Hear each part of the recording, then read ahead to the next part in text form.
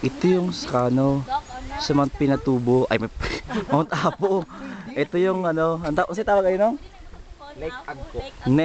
Lake Agco. Ayan o, umuusok yan. Napakainit niyan. Ayan. Ayan. May mayana pa dito. Ito yun. Ayan, umuusok yan.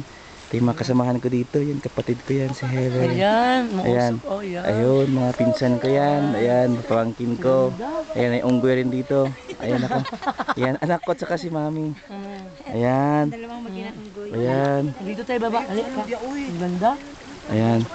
So, pwede ka rin maglagay ng mud dito sa mukha mo. Ayan, laki niyan. Kapatid ko yan. Kalbo na rin kagaya ko. Oh. Ayan.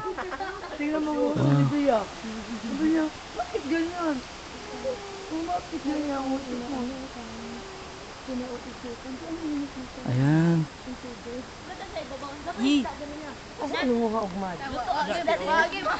Mas ayos na dito oy nga si Dito kay babaw. Padare. Mabuhin kita mo diha unya. Ya kita lay mag-ato dito na John Gil anta magkuan di lang nato ipauban ning uban.